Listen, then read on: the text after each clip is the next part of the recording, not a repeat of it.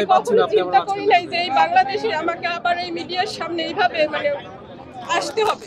আমি খুবই আড়ালে থাকতে পছন্দ করি। আমি আমার মতো করি।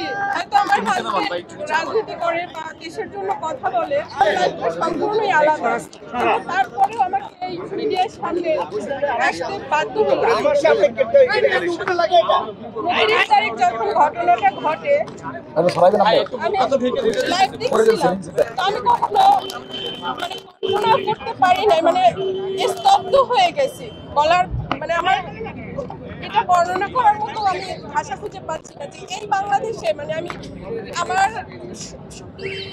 মানে আমার ভাষা আমি প্রকাশ করতে পারতেছি যে এই বাংলাদেশে নূরের উপরে এই ধরনের গত 8 বছরে ফ্যাসিস্ট আমলে এতটা নৃশংসভাবে ন্যাক্কারজনক হামলা ওর উপরে হয় নাই। ডাকসুতে ওর উপরে অবশ্যই হয়েছে, সেটাও কম না, বাট সেটা ছিল আওয়ামী ফ্যাসিস্ট ছাত্রলীগ। ওয়ালটন এখন দেশের সীমানা পেরিয়ে পৌঁছে গিয়েছে 50টিরও বেশি দেশে।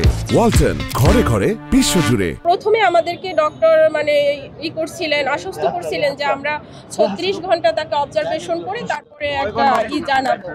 বাট ওর উপরে এতটা মানে করা হয়েছে, আঘাত করা হয়েছে শারীরিকভাবে, ওর ব্রেইনে এবং নাকে মানে চোয়ালে যে এগুলো হয়েছে। ওরা বলছিল যে ডক্টর বলছিলেন যে আমাদের 36 ঘন্টা পরে মানে আমরা বলতে পারবো যে তার অবস্থাটা কি।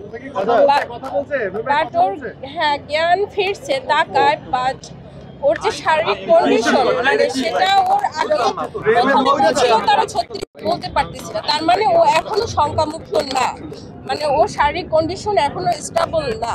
তো ওই শঙ্কার জায়গাটা থেকে আমার মিডিয়ার সামনে মানে আসা, মানে আপনাদের মাধ্যমে আমি যারা আছে দেশবাসীর কাছে ওর জন্য দোয়া চাচ্ছি যেন ওকে আল্লাহ তাড়াতাড়ি সুস্থতাই করে না। আর যারা কাছে আমার ওকে উন্নত ট্রিটমেন্টের জন্য মানে বাহিরে যাতে ওর চিকিৎসার ব্যবস্থাটা করা হয়, এটাই হলো আমার মেইন মানে আশা।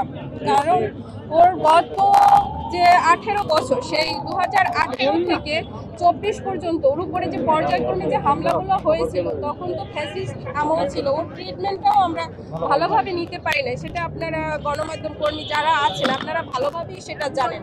হসপিটালে পালিয়ে পালিয়ে থেকে ট্রিটমেন্টটা কারণে ওর ট্রিটমেন্ট ওই সময় শুধু হায়ার অ্যান্টিবায়োটিক দিয়ে ওর মোটামুটি একটা যে বলে ট্রিটমেন্টটা হয় না।